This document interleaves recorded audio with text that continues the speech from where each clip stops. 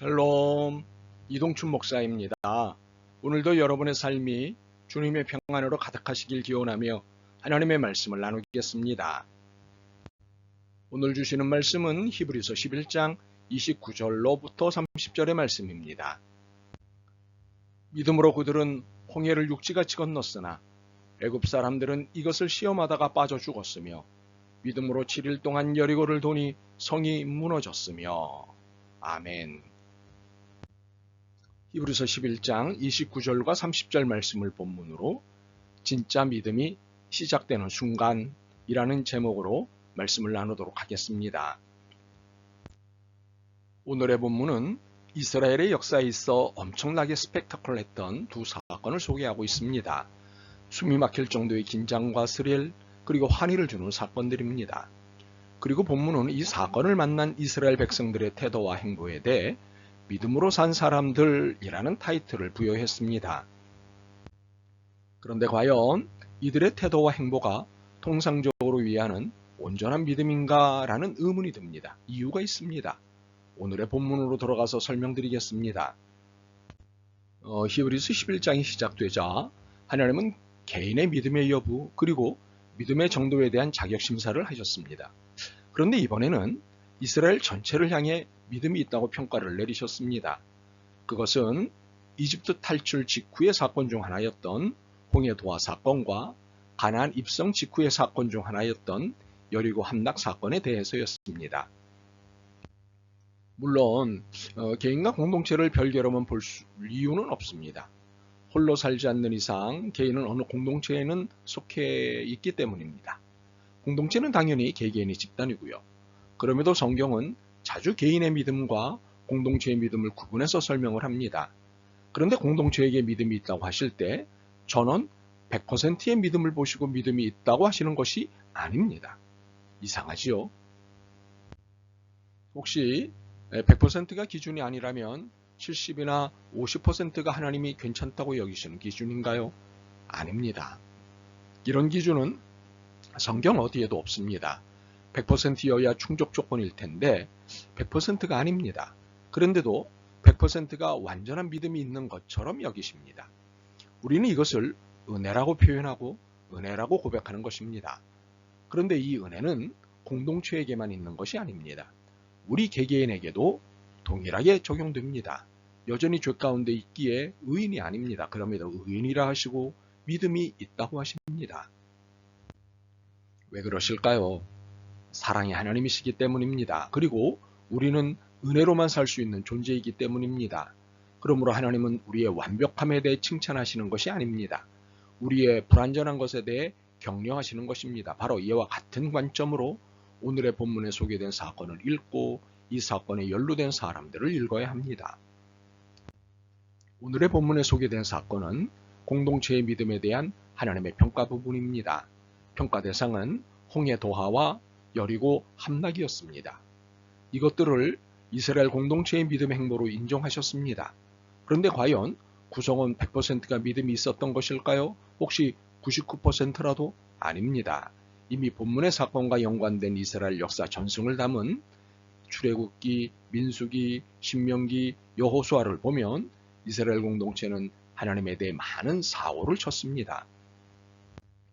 출애굽기, 민수기, 신명기, 여호수아를 읽어보면 하나님께 반항하고 하나님의 지시를 전달하는 지도자에게 대드는 일이 다반사였습니다. 저런 인간들을 계속 챙기시는 하나님이 참 불쌍하시다며 혀를 찰 정도입니다. 그런데 오늘 본문에 보니 이런 인간들이 있는 공동체를 두고 믿음 있는 공동체였다고 평가하십니다. 이유가 무엇일까요? 혹시 못마땅하신 것을 비틀어서 표현하신 것일까요? 아니면 그때 다르신 것일까요? 아닙니다. 하나님이시기 때문입니다. 사랑이시기 때문입니다. 이 허접한 인간들이 조금만 그럴듯하게 행동해도 하나님의 사랑이 은혜로 그 허접함을 덮어버리시기 때문입니다. 유월절이 그런 것입니다. 구원이 그런 것입니다. 이들이 온전한 믿음으로 홍해를 건넜나요? 온전한 믿음으로 여리고를 무너뜨렸나요? 홍해를 건널 때 찬송이 절로 나올 정도의 믿음이 있었나요? 뒤에는 세계 최강의 정예부대가 맹추격을 하고 있는데 과연 신바람이 났나요? 7일 동안 여리고를 돌 때 확신을 가지고 침묵하며 돌기만 했나요? 하루도 아니고 3일도 아니고 일주일씩이나 돌고 있는데 의심 같은 것은 안 생겼나요? 여리고성 위에서는 야유의 소리와 겁박의 소리가 쉼없이 들리는데 여전히 강심장이었나요? 더욱이 축성 이후 단 한 번도 점령당해 본 적이 없는 성인데요. 이런 시니컬한 질문을 쉽게 반박할 수 있을까요? 없습니다. 왜냐하면 이것은 우리 자신에게서 아주 자주 보는 모습이기 때문입니다. 그렇다면 이들은 무슨 마음으로 이 행위를 한 것일까요? 혹시 믿음이 아니라 살기 위해서 시키는 대로 한 것은 아닐까요? 네, 그렇습니다. 살기 위해 이를 악물고 홍해를 건넜습니다. 살기 위해 입술을 깨물고 여리고를 돌았습니다. 참으로 살기 위해서 견뎌냈습니다. 바로 이것을 하나님이 인정하신 것입니다. 시키는 대로 한 것은 살기 위해서였습니다. 그렇지 않으면 다른 길이 없었기 때문입니다. 그래서 믿음이 아니라 시키는 대로 했습니다. 바로 이것을 두고 믿음으로 했다고 격려해 주신 것입니다. 물에 몰살된 이집트 군인들이나 함락한 성에서 몰살한 여리고성 사람들이나 이스라엘 사람들이나 믿음이 없기는 매한가지였습니다. 그렇다면 무슨 차이일까요? 이집트인이나 여리고인들은 자신들의 능력을 믿었고 자신들이 구축해 놓은 힘을 믿었습니다. 그러나 이스라엘 사람들은 자신들이 힘이 없기에 하나님이 시키시는 대로 한 것입니다. 이것이 결정적인 차이입니다. 우리는 믿음이 엄청난 무엇이라고 생각합니다.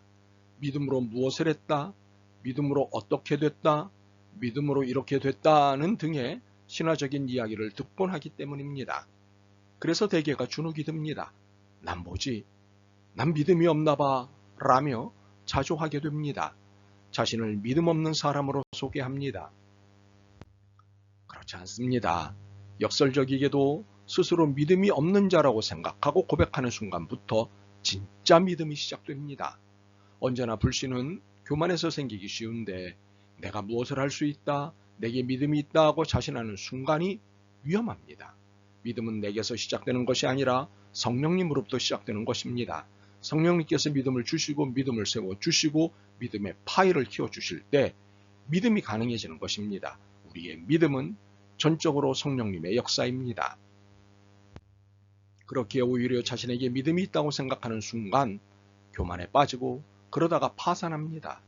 자신의 믿음을 과신한 결과로 말입니다. 29절과 30절을 다시 읽어볼까요?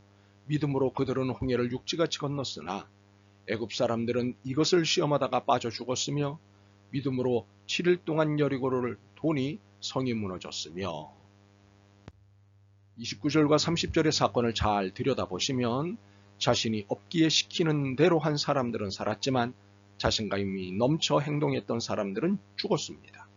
자신의 신념을 따라 산 사람들은 죽었지만 성령님을 통해 믿음을 받은 사람들은 살았습니다. 우리는 이 사건의 묵상을 마치기 전에 단단히 먹어야 할 마음이 있습니다. 믿음에는 엄청난 것을 최소 한 번쯤은 통과해야 한다는 사실입니다. 홍해도 하든 여리고성을 7일 동안 도는 일이든 우리의 믿음이 견고해지고 성장할 필요가 있다고 주님께서 느끼실 때 우리는 그 일을 통과해야 합니다. 물론 이 통과 의식이 언제 요구될지 모릅니다. 혹시 이 통과 의식을 견뎌낼 믿음이 우리에게 없을 때 이 절차가 진행될 수도 있습니다. 그러나 우리가 할 수 있는 것은 어차피 하나뿐입니다. 믿음은 부족하지만 주님이 시키시는 대로 가는 것입니다. 의심도 하고 시비 섞은 질문도 하면서 시키시는 대로 그렇게 가다 보면 믿음으로 사라지지 않겠습니까? 아멘. 주님, 의문과 의심이 많은 부족한 죄인입니다. 용서하옵소서.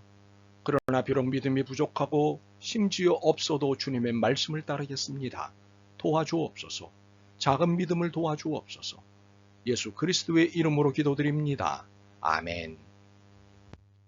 오늘도 여러분의 믿음과 삶을 응원합니다. 사랑합니다.